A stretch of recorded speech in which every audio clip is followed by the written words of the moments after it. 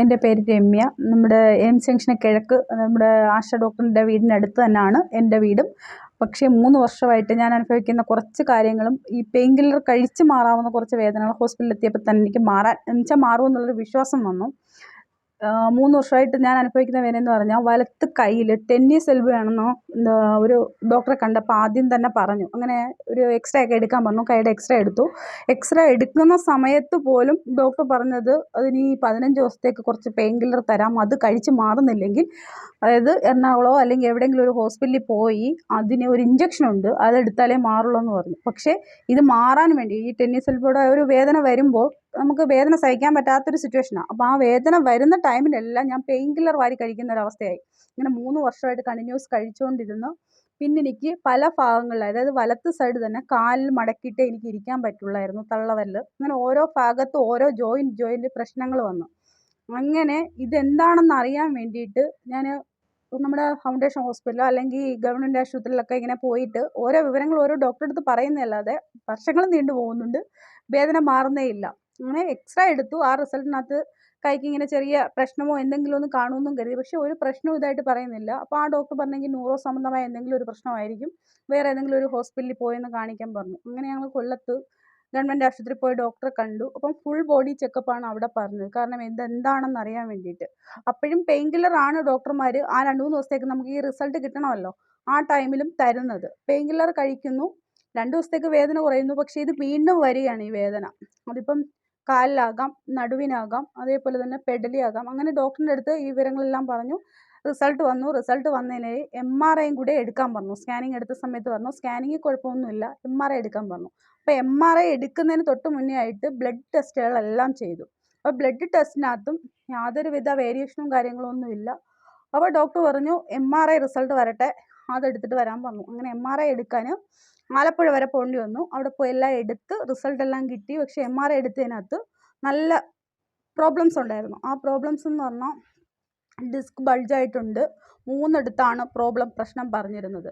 അപ്പം ഈ റിസൾട്ട് വെച്ച് പോകാവുന്ന എന്ന് വെച്ചാൽ 1-2 ഹോസ്പിറ്റലിൽ എൻ്റേതായിട്ട് പരിചയം എനിക്കുള്ളായിരുന്നു. ആ ഹോസ്പിറ്റലിലെല്ലാം ചെല്ലുമ്പോഴും അവർ എനിക്ക് ആ ടൈമിൽ തന്നെ ഞാനൊന്ന് പുറകിൽ തലയടിച്ചൊന്ന് വീഴുകയുണ്ടായി. ആ വീഴുന്ന ടൈമിൽ ഈ പ്രശ്നവും കൂടെ ആയപ്പോഴത്തേക്ക് എന്നെ ഡോക്ടർമാരൊന്നും സ്വീകരിക്കില്ല. കാരണം എന്ന് പറഞ്ഞാൽ ഈ MRIയിൽ പ്രശ്നമുണ്ട്. ഈ പ്രശ്നമുള്ള ഞാൻ വീണപ്പോൾ അവർ പറഞ്ഞു ഇനി CT സ്കാൻ കൂടെ എടുത്താലേ അവർക്ക് പുനർപരിശോധന പറ്റുള്ളൂ.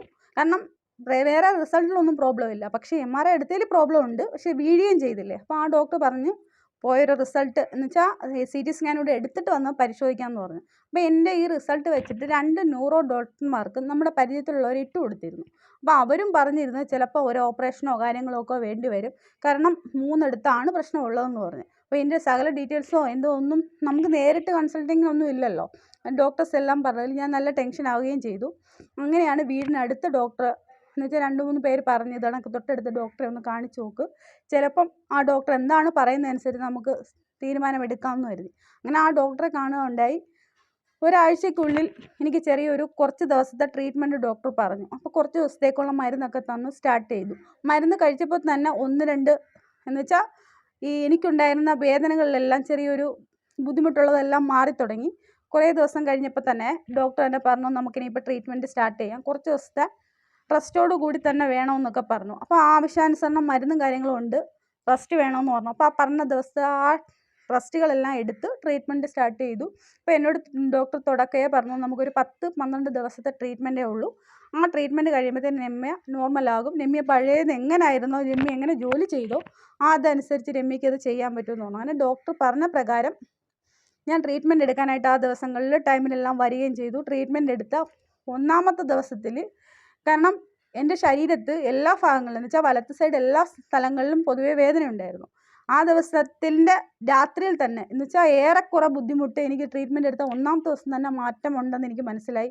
അതിൽ 3-ാമത്തെ ദിവസം എത്തിയപ്പോൾ ഞാൻ സുഖമായിട്ട് ഉറങ്ങാൻ തുടങ്ങി. കാരണം എനിക്ക് വേദനയൊന്നുമില്ല, പെയിൻസ് ഒന്നും അറിയാനില്ല, നല്ല റിലീഫ് കിട്ടി. 3 ദിവസം കഴിഞ്ഞു, സുഖമായിട്ട് ഉറങ്ങാൻ തുടങ്ങി. 4-ാമത്തെ ദിവസം എത്തിയപ്പോഴത്തേക്ക് ഒട്ടും ശരീരത്തെങ്ങും വേദന അറിയുന്നില്ല. കാരണം ഡോക്ടർ ട്രീറ്റ്മെൻറ്റ് എടുക്കുന്നുണ്ട്, ഞാൻ മരുന്ന് കഴിക്കുന്നുണ്ട്, റെസ്റ്റ് എടുക്കുന്നുണ്ട്. അങ്ങനെ ആ ഒരു 12 ദിവസത്തെ ട്രീറ്റ്മെൻറ്റ് എടുത്തതിൽ തന്നെ എനിക്ക് വ്യത്യാസമെല്ലാം നല്ല പോലെ അറിയാൻ കഴിഞ്ഞു. മരുന്നും കാര്യങ്ങളും എല്ലാം നല്ലപോലെ നോക്കി, പഥ്യം കാര്യങ്ങളെല്ലാം നല്ലപോലെ തന്നെ നോക്കി. ഡോക്ടർ പറഞ്ഞ പോലെ തന്നെ എനിക്ക് സുഖം പ്രാപിച്ചു. 12 ദിവസത്തേൽ ആ ഒരു ട്രീറ്റ്മെൻറ്റോടുകൂടി ഞാൻ ബെറ്ററായി.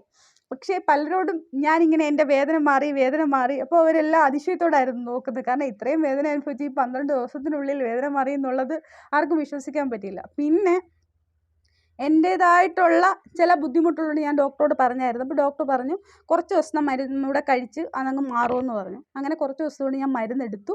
ഇപ്പം ട്രീറ്റ്മെൻറ്റും എല്ലാം കഴിഞ്ഞ് ബെറ്ററായി. 4 മാസം ആകുന്നു.